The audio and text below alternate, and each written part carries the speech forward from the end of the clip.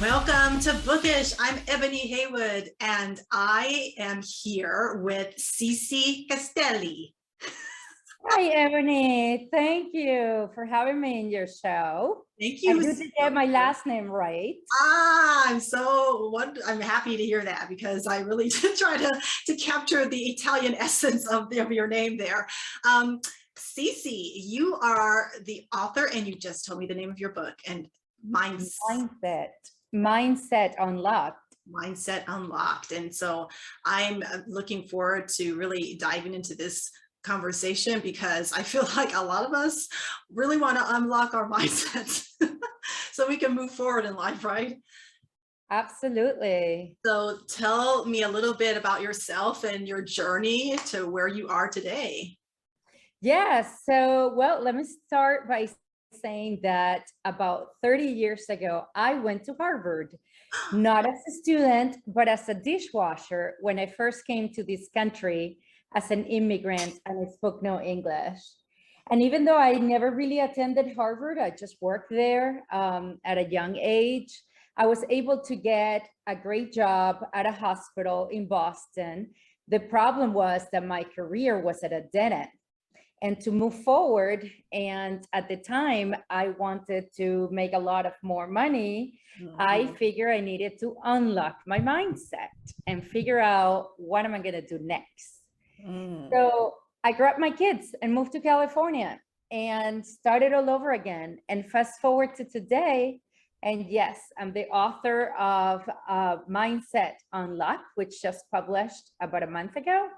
And I'm also an executive in technology at one of the top companies in travel and hospitality industry. And I'm a certified coach in high performance.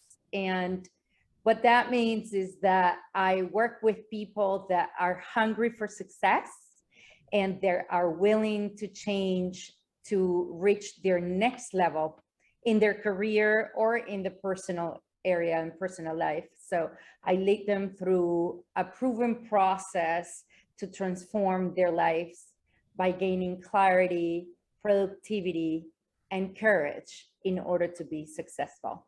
That's a long journey to start as a dishwasher at Harvard.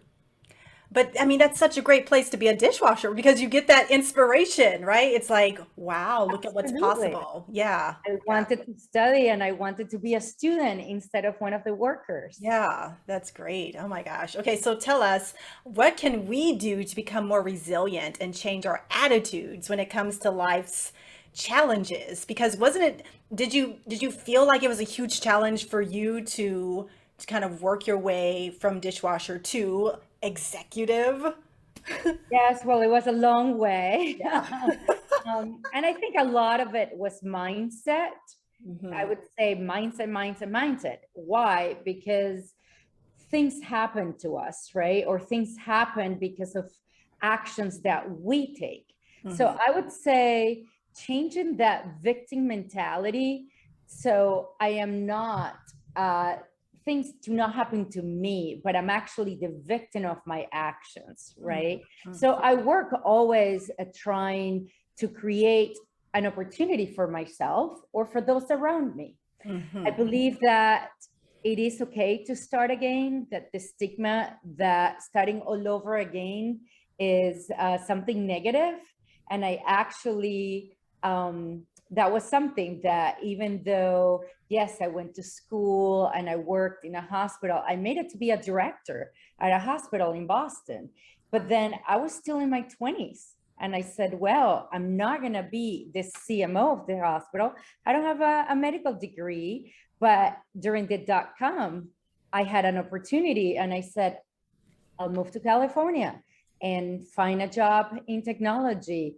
And I think a lot of it is accepting that failure is okay and being flexible with our own self. And what doesn't work, just learn from it and tweak and accommodate what works. Hmm. Yeah, I was just talking to someone earlier about this fear of failure, and he said the exact same thing. Like it's just necessary. It's a necessary part of just of growth, right? Yes. And I was telling him that I was talking to a psychologist maybe a year or two ago, and he said maybe if we change this, changed failure to outcome, right? So I tried this and I got this outcome, and I don't like it, so I'm just going to try something new to get a different outcome. Yeah, that's a great way to put it, Yeah. because then it's really, it's true. It's the results, the outcome that we're looking for. So if it's not what we want, instead of thinking like, oh, shoot, I failed, it's like, let me just change, do something different, and figure out where I can get the different results that I'm looking for. Hmm. And speaking of results, like what do you recommend for someone that's not sure what they want? They don't even know what their aim is or what you want to do in life. This is I think this is so prevalent in people. You know, you start a career in your 20s, right? And then like by in 10, maybe even not even 10, 5 years later, you're like, I really don't want to do this. Like, what am I doing? How do Well, you, yeah. I think it's a lot of self-reflection. Take a look and see, am I unhappy with the speed that I'm growing? Am I unhappy with the speed that I'm going? Do I even like what I'm working on? What am I passionate about? You know, try to find something that you really love. And then if you still have a doubt, why not hire a coach? I think if I hired a coach years ago, I would have probably started with technology instead of starting with languages or working in hospitals. So I think it's like looking at ways to invest in yourself, Hmm. like an athlete, right? Athletes invest in coaches, even though they're already athletes and they're amazing. But without the coach, they cannot be the best ones, right? Right. So a lot of like CEOs do the same thing. They have their own business coaches. So what about trying to find someone that can help you have the clarity, look for the clarity that you really need, and the courage to make the decision. It's like, okay, if I don't like this, why am I here? Just do something different. Hmm. Yeah, that's very key, right? Yeah, that's a great point. What, so tell us, what role does planning play? Oh, I love this question. What role does planning play in goal setting? And what tips do you have to set ourselves up for success? Well, just like we were talking about before, right? That some people don't achieve the goals that they want, right? They have different outcomes. So I think that a lot of people say, oh, I want, these are my goals for the year, but they actually don't make a plan for it. So it's just like they go in their day to day trying to make it to until they are achieved their goals, right? So one of the things is take the goal and break it down into smaller chunks, things that are achievable. So you can feel that, hey, if I do this week, that takes me towards my bigger goal. And that way they look at progress and they work on what's important instead of doing busy work every day and not achieving their goals. So I think planning and having a plan, whether it is for the year, for the month, for the quarter, just like a business, right? Every business have a plan to achieve their business goals. So for your life, think about it. Well, do you have a plan to achieve your goals for this year or for this month? So pretty much putting a plan together that drives you to the outcomes that you really want to get. That's a, and do you, when you plan, because you mentioned different, you could do short term or long term. Do Right. you, is there like a rule of thumb for what you should be, if you should do short term now or long term now, or how does that work? So that's a great question. So for example, if I want to lose, let's pick something, right? I want to lose 10 pounds in 6 months. So that is my 6-month goal, right? How do you break that? Does that mean 2 pounds per month, 3 pounds per month? Do you want to lose a lot at the beginning and you usually slow down at the end? So if that's the case, what do I want to do every month to get there, and then break it even further. Okay, what is the plan for this week? This week, I'm going to eat paleo or keto or whatever diet I want to do. And I'm going to go to the gym 3 times a day. And then look at what is my plan for tomorrow. Is tomorrow that gym day? So I always have a plan for the day that I actually put the night before. I have a plan for the following day. So when I wake up, I already know what I'm doing that day. And at the end of the day, I revise it and say, okay, how did I do? How was my plan? How did I do good planning? Or is my plan not so good? So what's the speed of progress? And how do I want to plan for tomorrow?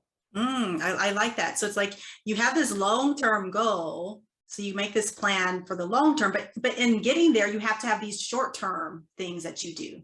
Yeah, absolutely. Otherwise, the 10 pounds in 6 months, right, it never gets here. And the 6 months come and it's like, oops, I miss achieving my goal. And I'm just picking that one. That's, but that happens with like investments, or setting up if you're an entrepreneur and you want to set up your company and you still haven't done your corporation, or you need to get your accountant to do your taxes, or think different things that you need to do, come up with even the goals for your corporation.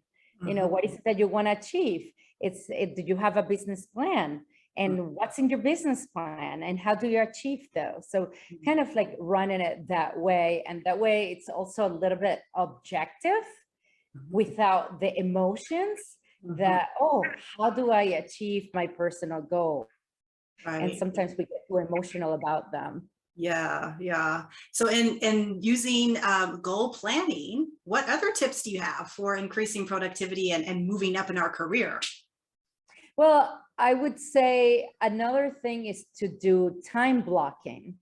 Okay, so for example, you can do based on what the speed of your productivity is, you can say, okay, well, I'm going to book in my calendar that gym visit, or the accountant, me calling the accountant, or I'm going to work on developing a business plan tomorrow for 3 hours. I actually just don't put it on a checklist, on a to-do list, but I actually put it in my calendar. So I block my time to do that. So somebody else's lack of planning doesn't become my emergency. And then I deviate from doing what is really important to me. And that way I increase my productivity by looking and doing things that move the needle forward, and not things that are just busy or things that pop up. That's a really great tip, because I found that, especially for myself, I have a goal and I will get very distracted. Like along the way, something else will pop up, and then I'll use that as an excuse as to why I'm not working on my goal that day, or what, right? But if I blocked, that would be block my time. Yeah. And you can also take a look at your distractions. You talk about distractions, right? Something that I do every so often, I do a list of things that I do during the day. And then I take a look and it's like, why am I working on this? And I do those habits every day. And then I realize that I'm doing something that doesn't really add value to my productivity. So then I start doing a not to do list and eliminate all those distractions out of my way, so I can focus on what is really important.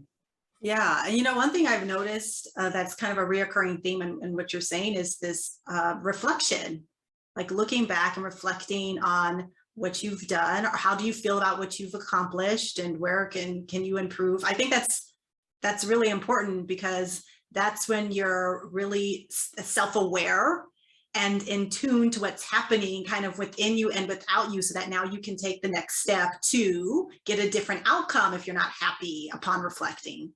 Totally. I actually, that's in one of my chapters of my book, Mindset Unlock. I talk about revising your plans, whether it is at the end of the day or at the end of the week or the month.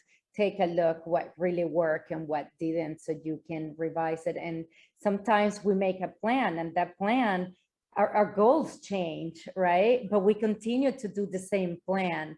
So we need to make sure that the activities that we do are really the actions that take us to the outcomes that we really want to achieve. That's wonderful. Cici, this has been great. Tell us where we can find you. Yes, you can find me on my website at cicicastelli.com. That's spelled CICICASTELLI.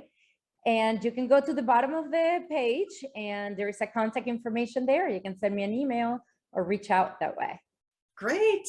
Thank you so much for sharing all of your wisdom and insight.